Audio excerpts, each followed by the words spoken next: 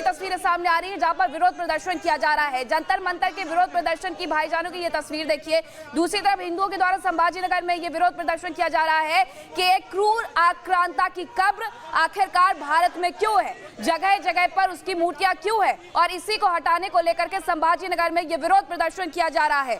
तो महाराष्ट्र में हिंदुवादी संगठन औरंगजेब की कब्र उखाड़ने की मांग को लेकर सड़क पर उतर गए हैं, तो राजधानी दिल्ली में मुस्लिम संगठन भी शक्ति प्रदर्शन कर रहे हैं। वक्फ बिल के खिलाफ मुस्लिम संगठनों ने प्रदर्शन का ऐलान किया है। इस प्रदर्शन में असदुद्दीन ओवैसी शामिल है। दोनों ही जगहों पर प्रदर्शन देखने को मिल रहा है। तो प्रदर्शन हो रहा है, तस्वीरें लगातार आपको दिखा रहे हैं, लेकिन ये जो घमासान मचा हुआ है उस पर एक तरफ जेपीसी चेयरमैन जगदंबिका पाल ने क्या कहा और दूसरी तरफ एआईएमआईएम के अध्यक्ष असदुद्दीन ओवैसी ने क्या कहा, सुनिए। कल कोई भी जाकर कह देगा कि मस्जिद नहीं है और कलेक्टर बोल देगा कि इंक्वायरी, और जब इंक्वायरी कलेक्टर ऑर्डर करेगा इस बिल के कानून के तहत, इस बिल के तहत, तो जब तक कलेक्टर की इंक्वायरी नहीं होती वक्फ की प्रॉपर्टी नहीं रहेगी। यही होगा ना। अगर आपकी मस्जिद है, कोई आके बोलेगा मस्जिद नहीं है, कलेक्टर को कंप्लेन दे दिया, कलेक्टर इंक्वायरी ऑर्डर करेगा, इंक्वायरी तक जब इंक्वायरी ऑर्डर करेगा तो वो मस्जिद ही नहीं रहेगी, वक्फ नहीं रहेगा। दिल्ली में 123 प्रॉपर्टीज हैं जिसको दिल्ली वक्फ बोर्ड कहता है हमारी है और गवर्नमेंट बोलती है हमारी है। पार्लियामेंट सामने की मस्जिद आप देखते हैं ना, वो सरकार कहती है हमारी प्रॉपर्टी है। कल कलेक्टर ऑर्डर करेगा और नोटिस लगा देगा गवर्नमेंट प्रॉपर्टी। वही तो कर रहे हैं। और हिंदू धर्म में, सिखों के धर्म में, जैन धर्म में, बौद्ध धर्म में उनके जो मजहबी बोर्ड्स हैं उसमें तो कोई उन्हीं का मजहब का नहीं बन सकता है। यहाँ पर आप कैसे बना रहे हैं फिर, और ज्यादा बना सकते हैं क्या? इससे वक्फ को बचाने का कोई ताल्लुक नहीं है। ये बिल्कुल मुसलमानों के, गरीब मुसलमान, पसमानदा, अल्पसंख्यक या विधवाओं, बच्चों के, उनके हित में है। वाकिफ की जो इंटेंशन होता है वक्फ का, उस वक्फ के फायदे के लिए है, इसीलिए ट्रांसपेरेंट ढंग से किया जा रहा है। लेकिन ये उन मुतवल्ली या उन केयर टेकर्स जो अभी तक वक्फ की प्रॉपर्टी को बेच रहे थे, खुर्द-बुर्द कर रहे थे, उनके हितों पे कुठाराघात है। वो लोग इकट्ठा होकर के प्रदर्शन कर रहे हैं। तो एक तरफ महाराष्ट्र में औरंगजेब की जो कब्र है उसे उखाड़ने के खिलाफ प्रदर्शन चल रहा है, दूसरी तरफ दिल्ली में भी एक प्रदर्शन चल रहा है all India Muslim personal law board के बैनर तले, और ये प्रदर्शन किया जा रहा है कि जो संशोधन होना है वो नहीं होना चाहिए। अब आपको ये समझना होगा कि दोनों ही प्रदर्शन में आखिरकार देश के हित में क्या है और कौन वो लोग हैं जो अपनी राजनीतिक रोटियां सेकने की कोशिश कर रहे हैं। इस रिपोर्ट में समझिए कि ये प्रदर्शन दोनों जगह क्यों हो रहे हैं।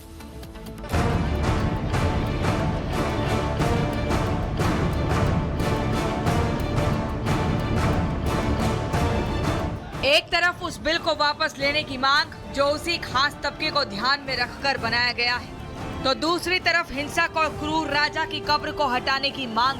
दोनों ही मुद्दों पर घमासान आर पार का है। पहले दिल्ली के जंतर मंतर की ये तस्वीर देखिए जहां मुस्लिम समुदाय ने वक्फ संशोधन बिल के खिलाफ हल्ला बोल दिया है। All India personal law board के नेतृत्व में दिल्ली के जंतर मंतर पर संशोधित बिल के खिलाफ प्रदर्शन किया जा रहा है।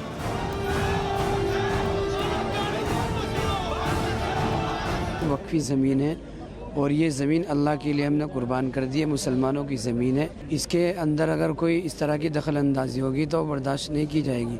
हमारी बहुत सख्त नाराज़गी है इस पर और हम मोदी सरकार से इस पर बहुत ज़्यादा नाराज़ हैं। हम मांगे बस ये रखेंगे कि जो बिल लाया गया है इसको फ़ौरन वापस किया जाए।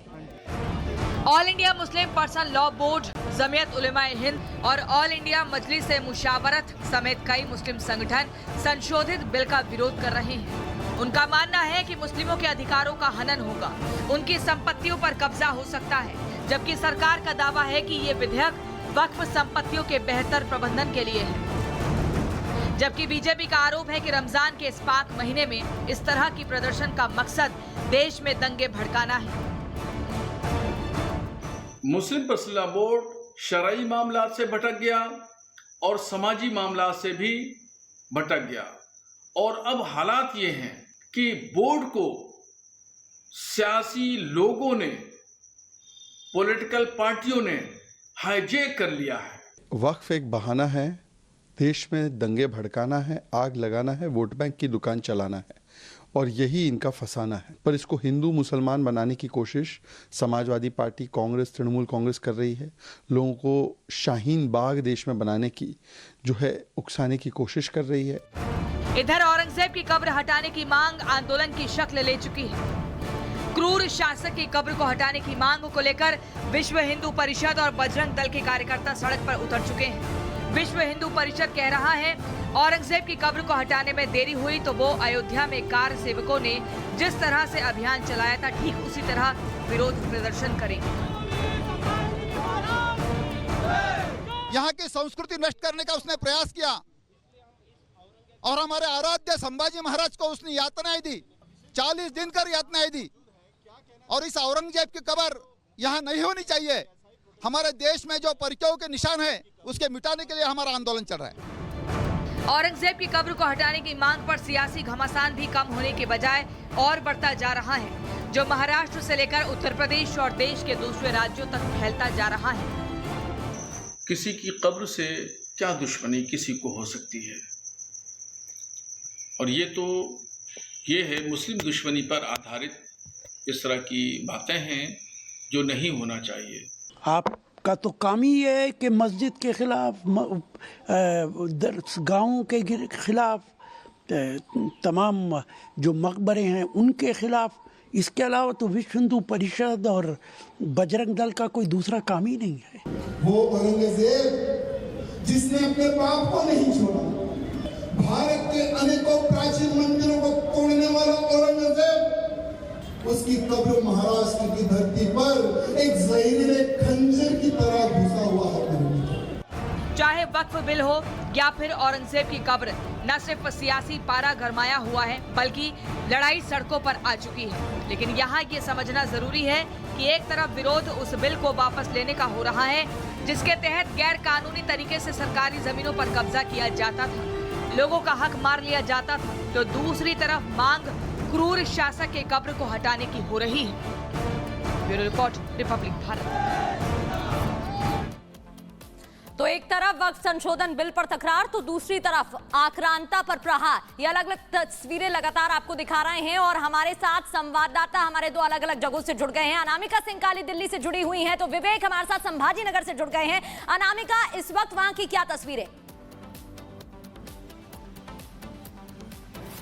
और देखिए, अगर बात करें आज के प्रोटेस्ट की जो all India Muslim personal law board की ओर से बुलाया गया था, तो फिलहाल जो समय दिया गया था वो 12:30 तक का था और अब चूंकि 12:30 समय आगे निकल चुका है, लिहाजा जो जंतर मंतर का जो रास्ता देख रहे हैं यहाँ पे खाली हो गया है।